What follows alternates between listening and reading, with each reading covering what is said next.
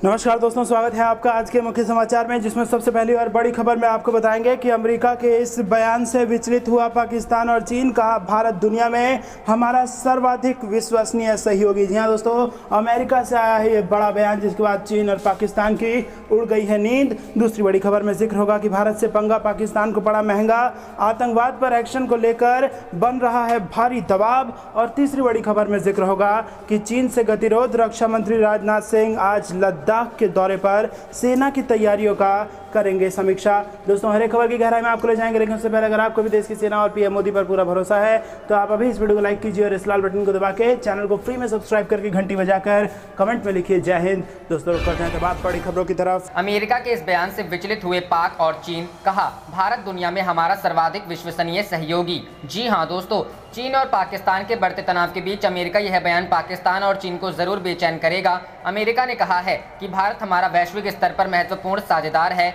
हम भारत के साथ मिलकर आर्थिक, रणनीतिक और सुरक्षा संबंधी कई मामलों में कार्य कर रहे हैं। व्हाइट हाउस की प्रेस प्रवक्ता जैन साकी ने कहा कि अमेरिका भारत की कोरोना के खिलाफ लड़ाई में मदद करने के लिए कई कदम उठा रहा है। हम इस महामारी से लड़ने में भारत को हर तरह की मदद कर रहे हैं। उनका यह बयान ऐसे समय आया है जब सीमा पर चीन भारत पर लगातार दबाव बना रहा है। ऐसे में अमेरिका का खुलकर भारत के साथ आना चीन और पाकिस्तान के लिए चिंता का सबब हो सकता है। प्रेस प्रवक्ता जैन साकी ने कहा कि बाइडेन प्रशासन ने भारत के लिए वैक्सीन की भी आपूर्ति की है। अमेरिका की उपराष्ट्रपति कमला हैरिस ने 4 जून को भारत के प्रधानमंत्री नरेंद्र मोदी से टेलीफोन पर वार्ता की और उनके द्वारा महामारी में की जा रही मदद की जानकारी दी। भारत के लिए America India chamber of commerce foundation ने वेंटिलेटर, ऑक्सीजन कंसंट्रेटर और ऑक्सीजन सिलेंडर की भी आपूर्ति की। बाइडेन प्रशासन ने हाल ही में क्वाड देशों की बैठक के बाद अमेरिकी विदेश मंत्रालय के प्रवक्ता नेड प्राइस ने एक सवाल के जवाब में कहा था कि भारत और अमेरिका की समग्र वैश्विक रणनीतिक साझेदारी व्यापक होने के साथ साथ बहुआयामी भी है। उन्होंने कहा था कि ऐसे में भारत का विश्व शक्ति के रूप में उभरना सचमुच स्वागत योग्य है।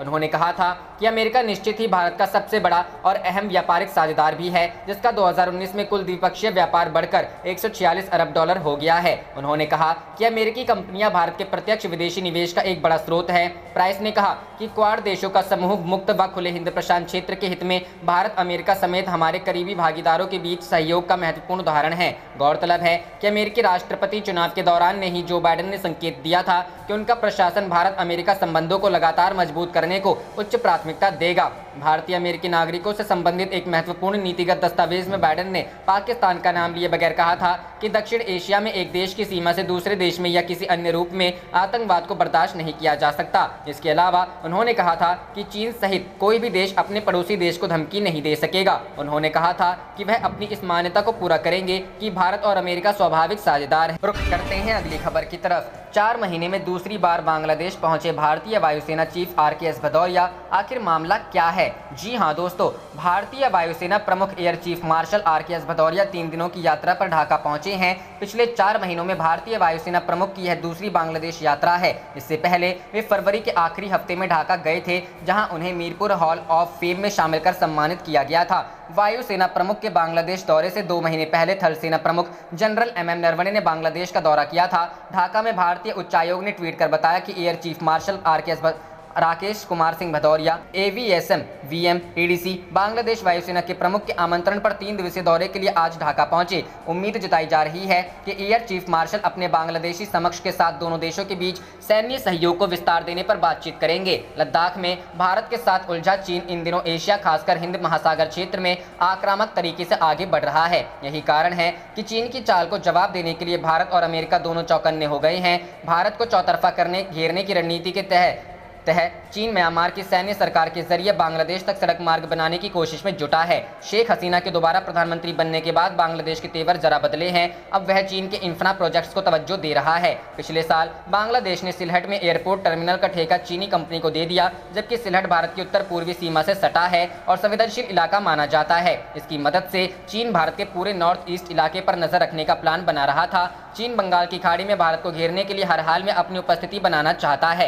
यही कारण है कि म्यांमार में सैन्य तख्तापलट की पूरी दुनिया ने आलोचना की, लेकिन चीन ने हर कदम पर म्यांमार की सेना का पक्ष लिया। उसने संयुक्त राष्ट्र सुरक्षा परिषद और मानवाधिकार परिषद में म्यांमार सेना की आलोचना करने वाले प्रस्ताव पर वीटो किया था। आंग सान सू की सरकार चीन के प्रोजेक्ट्स को मंजूरी नहीं दे रही थी, जिससे बांग्लादेश तक चीन के पहुंचने का सपना प्रभावित हो रहा था। रुख करते हैं अगली खबर की तरफ। यूएस सेना ने तालिबान के ठिकानों पर किए ड्रोन हमले, गनी से बाइडेन की मुलाकात के दौरान अमेरिका का कड़ा संदेश। जी हां दोस्तों, तालिबान और अफगान सुरक्षा बलों के संघर्ष से दूर रहकर अपनी वापसी की प्रक्रिया में लगी अमेरिकी सेना गनी बाइडेन की मुलाकात के साथ ही अचानक सक्रिय हो गई है। बढ़ती हिंसा के बीच अमेरिकी सेना ने तालिबान के ठिकानों पर 2 बड़े ड्रोन हमले किए। इस हमले में तालिबान को बड़ा नुकसान हुआ है और उसके कई लड़ाके मारे गए हैं। फॉक्स न्यूज के अनुसार बगलान और कुंदूज में जहां अमेरिकी सेना ने ड्रोन हमले किए हैं, तालिबान लड़ाकों के मारे जाने की संख्या का पता नहीं चला है। अमेरिकी रक्षा मंत्रालय ने इन हमलों पर कोई टिप्पणी नहीं की है। यह जरूर बताया कि अफगान सुरक्षा बल ने कुंदूज के इमाम साहिब, खान आबाद और गोर टापा में तालिबान के ठिकानों पर हमले किए हैं। अफगान सेना के इन हवाई हमलों में तालिबान के 35 लड़ाके मारे गए हैं। इनमें तालिबान कमांडर कारी जवाद हाशमी, हैदरी और मावलावी भी शामिल है। अफगानिस्तानी सुरक्षा बलों ने फरियाब और पख्तिया प्रांत में 7 जिलों को तालिबान के कब्जे से मुक्त करा लिया है। माना जा रहा है कि अमेरिकी राष्ट्रपति जो बाइडेन से अफगानिस्तान के राष्ट्रपति अशरफ गनी की मुलाकात के बाद हिंसा को रोकने के कुछ कारगर उपाय किए जा सकते हैं। अफगान स्पेशल ऑपरेशन फोर्स ने काबुल से 250 किलोमीटर दूर रात में किए गए एक अभियान में 16 आतंकवादियों को मार गिराया। इस हमले में 10 आतंकी घायल हुए हैं। कुंदूज प्रांत में सुरक्षा बलों के साथ तालिबान का भीषण संघर्ष चल रहा है। रुख करते हैं अगली खबर की तरफ। चीन से गतिरोध। रक्षा मंत्री राजनाथ सिंह आज लद्दाख दौरे पर सेना की तैयारी की करेंगे समीक्षा। जी हां दोस्तों, पूर्वी लद्दाख में टकराव वाले कई स्थानों से सैनिकों को पीछे हटाने के अगले चरण को लेकर चीन के साथ जारी गतिरोध के बीच थल सेना प्रमुख के साथ रक्षा मंत्री राजनाथ सिंह रविवार से लद्दाख के 3 दिवसीय दौरे पर भारत की अभियानगत तैयारियों की समीक्षा करेंगे। आधिकारिक सूत्रों ने इस बारे में बताया। थल सेना प्रमुख जनरल MM नरवणे के साथ सिंह का यह दौरा ऐसे वक्त हो रहा है जब 2 दिन पहले भारत और चीन के बीच पिछले साल मई से शुरू सैन्य गतिरोध के समाधान के लिए नए दौर की कूटनीतिक वार्ता हुई है। रक्षा मंत्री के कार्यालय ने ट्वीट किया कि रक्षा मंत्री राजनाथ सिंह रविवार से लद्दाख का 3 दिवसीय दौरा करेंगे। लद्दाख के अपने दौरे के दौरान वह सीमा सड़क संगठन द्वारा निर्मित आधारभूत संरचना की कुछ परियोजनाओं का उद्घाटन करेंगे और क्षेत्र में तैनात जवानों के साथ संवाद करेंगे। सूत्रों ने बताया कि रक्षा मंत्री पूर्वी लद्दाख में ऊंचाई पर स्थित बेस और विभिन्न सैन्य संरचनाओं का जायजा लेने के साथ ही अस्थिर माहौल में वास्तविक नियंत्रण रेखा पर पहरेदारी कर रहे जवानों का मनोबल बढ़ाएंगे। सूत्रों ने बताया कि रक्षा मंत्री को सेना की 14वीं कोर के लेह स्थित मुख्यालय में पूर्वी लद्दाख में समग्र स्थिति के बारे में विस्तृत जानकारी दी जाएगी। इस कोर को लद्दाख सेक्टर में LAC की रक्षा करने का काम सौंपा गया है। एक समझौते के तहत फरवरी में पैंगोंग झील क्षेत्र से भारत और चीन की सेनाओं द्वारा सैनिकों, टैंकों और अन्य साजो सामान को पीछे हटाने के बाद सिंह का पूर्वी लद्दाख का यह पहला दौरा होगा। हॉट स्प्रिंग, गोगरा और देपसांग समेत टकराव वाले कई स्थानों से सैनिकों को पीछे हटाने की प्रक्रिया अधर में लटकी हुई है, क्योंकि चीन इन इलाकों से अपने सैनिकों को पीछे हटाने का इच्छुक नहीं है। सूत्रों ने बताया कि रक्षा मंत्री कुछ महत्वपूर्ण आधारभूत परियोजनाओं के क्रियान्वयन का निरीक्षण करने के लिए अग्रिम इलाकों का भी दौरा करेंगे। शुक्रवार को सीमा मामलों पर परामर्श और समन्वय के लिए कार्यतंत्र की डिजिटल तरीके से बैठक में भारत और चीन गतिरोध वाले शेष स्थानों से सैनिकों को पीछे हटाने के लक्ष्य को पाने के लिए अगले दौर की सैन्य वार्ता करने पर सहमत हुए। WMCC की बैठक के बाद विदेश मंत्रालय ने कहा कि दोनों पक्षों ने पूर्वी लद्दाख में टकराव वाले बाकी क्षेत्रों से अपने सैनिकों को पीछे हटाने के उद्देश्य को हासिल करने के लिए जल्द सैन्य स्तर की अगली दौर की वार्ता करने पर सहमति व्यक्त की है। सैन्य अधिकारियों के मुताबिक वास्तविक नियंत्रण रेखा के दोनों तरफ संवेदनशील क्षेत्रों में वर्तमान में 50,000 से 60,000 सैनिक तैनात। रुख करते हैं अगली खबर की तरफ। भारत से पंगा, पाक को पड़ रहा महंगा। आतंकवाद पर एक्शन को लेकर बन रहा भारी दबाव। जी हां दोस्तों, आतंकवाद को लेकर भारत का दबाव पाकिस्तान पर भारी पड़ रहा है। भारत द्वारा दिए गए ठोस सबूतों के चलते ही पाकिस्तान एक बार फिर FATF की ग्रे सूची से बाहर निकलने में कामयाब नहीं हो पाया। वहीं अब उस पर UN द्वारा घोषित आतंकियों पर कार्रवाई को लेकर पहले से ज्यादा दबाव बढ़ गया है। जानकारों का कहना है कि पाकिस्तान बनावटी कार्रवाई करके खुद को पाक साफ नहीं घोषित कर सकता, क्योंकि अब ज्यादा सख्त तरीके से निगरानी हो रही है। अंतर्राष्ट्रीय स्तर पर जो छिटपुट देश पाकिस्तान के समर्थन में हैं, वे भी आतंकवाद के खिलाफ बने वैश्विक माहौल की वजह से उसका बचाव नहीं कर सकते। चीन भी SCO से लेकर ब्रिक्स तक हर जगह भारत की आतंकरोधी रणनीति को स्वीकार करने के लिए बाध्य हुआ है। सामरिक मामलों के जानकार और विवेकानंद फाउंडेशन के सीनियर फेलो PK मिश्रा का कहना है कि पाकिस्तान आतंकवाद को लेकर भारत की व्यूह रचना से बच नहीं सकता। भारतीय एजेंसियों ने पुख्ता होमवर्क संपर्क करके सबूत एकत्र किए हैं और पहले एशिया पैसिफिक समूह और FATF की बैठक में शामिल सदस्य देशों के साथ भी इसे साझा किया है। पाकिस्तान ने अपनी तरफ से काफी प्रयास किए। पाक विदेश मंत्री ने कहा कि भारत को FATF के राजनीतिक उपयोग की इजाजत नहीं दी जानी चाहिए, लेकिन उसकी बेवजह बयानबाजी सबूतों के आगे नहीं चली। जानकारों का कहना है कि सभी देश अपने पक्ष में और अपने हितों के अनुरूप लॉबिंग करते हैं, लेकिन तथ्य के आधार पर ही फैसला होता है। तथ्य यही है कि पाकिस्तान ने UN द्वारा घोषित आतंकियों के खिलाफ कोई ठोस कार्रवाई नहीं की है। दूसरे आतंकवादी गतिविधियों के वित्तीय स्रोत को समाप्त करने के लिए भी गंभीर एक्शन नहीं लिए गए हैं। इसका खामियाजा उसे खुद भुगतना पड़ रहा है। अगर पाकिस्तान अभी भी कार्रवाई नहीं करता है तो अक्टूबर में होने वाली बैठक में भी उसकी उम्मीदें धूमिल रही। करते हैं अगली खबर की तरफ। भारत से जंग की तैयारी में ड्रैगन। भारतीय सीमा पर तिब्बत के लोगों को ट्रेनिंग दे रहा है चीन। जी हां दोस्तों, पिछले साल जून में भारतीय सैनिकों के हाथ से पिटने के बाद चीन लगातार LAC पर अपनी ताकत का इजाफा कर रहा है। LAC पर चीन अपने सैनिकों की संख्या बढ़ाने के साथ साथ विध्वंसक हथियारों की खेप तो पहुंचा ही रहा है। इसके साथ ही चीन ने अब तिब्बत के लोगों को PLA में भर्ती शुरू कर दी है। नई रिपोर्ट के मुताबिक भारतीय सीमा के पास चीन ने तिब्बत के लोगों की भर्ती शुरू कर दी। चुम्बी घाटी सिक्किम और भूटान के बीच का एक क्षेत्र है और तिब्बती पठार का एक हिस्सा है। प्रशासनिक रूप से यह चीन के तिब्बत स्वायत्त क्षेत्र में यादोंग काउंटी का हिस्सा है और नई रिपोर्ट है कि यहाँ पर PL ने तिब्बती लोगों की भर्ती अपनी आर्मी में शुरू की है। मिलिशिया का नाम मिमांग चेटन है, जिसका तिब्बती में अर्थ है जनता के लिए। माना जा रहा है कि चीन ने स्थानीय भौगोलिक स्थिति, स्थानीय भाषा और अन्य स्थानीय सूचनाओं की जानकारी जुटाने के लिए और उसका इस्तेमाल करने के लिए मिलिशिया की स्थापना की है। बयान न्यूज़ की एक रिपोर्ट के मुताबिक 200 स्थानीय लोगों ने प्रशिक्षण पूरा कर लिया है और वर्तमान में घाटी के विभिन्न स्थानों जैसे युतुंग, शीमा, रिनचेंगंग, पीबी थांग और फारी में उन्हें तैनात किया गया है। सेना की एक दूसरी टुकड़ी को घाटी के फारी इलाके में प्रशिक्षित किया जा रहा है। प्रशिक्षण PLA द्वारा दिया जाता है और लेकिन अभी तक इनके पास न वर्दी है, न ड्रेस है, न इन्हें हथियार दिया गया है और न ही कोई रैंक दिया गया है। आमतौर पर चीन की नीति रही है कि वो क्षेत्रीयता या जातीयता के आधार पर अपनी सैन्य टुकड़ियों का निर्माण नहीं करता है, लेकिन माना जा रहा है कि तिब्बत लोगों को भारत के खिलाफ इस्तेमाल करने के लिए चीन नई प्लानिंग पर काम कर रहा है। इसके लिए चीन ने तिब्बत में विकास के काफी काम भी किए हैं। दरअसल चीन के सैनिक हिलियन परिस्थितियों में भारत से लड़ाई नहीं लड़ पा रहे हैं और पिछले महीने रिपोर्ट आई थी कि खराब मौसम की वजह से चीन को अपने 90% सैनिकों को बदलना पड़ा था। वहीं पश्चिमी लद्दाख में वास्तविक नियंत्रण रेखा पर भारत के साथ चीनी आक्रामक कार्रवाइयों के बीच ये एक नया डेवलपमेंट है। फरवरी में एक समझौते के तहत पैंगोंग झील के पास तो चीनी सैनिक पीछे हट गए थे, लेकिन दूसरे इलाकों में अभी भी दोनों देशों के बीच तनाव जारी। रुख करते हैं अगली खबर की तरफ। जम्मू कश्मीर के नेताओं संग बैठक के बाद अब केंद्र ने लद्दाख कारगिल के नेताओं को बातचीत के लिए भेजा बुलावा। जी हां दोस्तों, जम्मू कश्मीर स्थित पार्टियों से बातचीत के बाद अब केंद्र सरकार ने कारगिल और लद्दाख की पार्टियों और सिविल सोसाइटियों के सदस्यों को 1 जुलाई को बातचीत के लिए आमंत्रित किया है। गृह राज्य मंत्री जी किशन रेड्डी के आवास पर होने वाली यह बैठक 1 जुलाई सुबह 11 बजे होगी। बैठक में शामिल होने के लिए पूर्व सांसदों और सिविल सोसाइटियों के सदस्यों को भी न्योता भेजा गया है। बता दें कि गुरुवार को PM मोदी की अध्यक्षता में जम्मू कश्मीर के नेताओं के साथ 3.5 घंटे लंबी बैठक हुई थी, जिसमें जम्मू कश्मीर के 4 पूर्व मुख्यमंत्रियों समेत राज्य के 14 नेताओं को आमंत्रित किया गया था। इस बैठक में सफल चुनावों के बाद परिसीमन और क्षेत्र में लोकतंत्र की बहाली पर केंद्र द्वारा जोर दिया गया। बैठक के बाद केंद्रीय गृह मंत्री अमित शाह ने ट्वीट कर कहा, हम जम्मू कश्मीर के सर्वांगीण विकास को सुनिश्चित करने के लिए प्रतिबद्ध हैं। जम्मू और कश्मीर के भविष्य पर चर्चा की गई और परिसीमन अभ्यास और शांतिपूर्ण चुनाव संसद में किए गए वादे के अनुसार राज्य का दर्जा बहाल करने में महत्वपूर्ण मील के पत्थर हैं।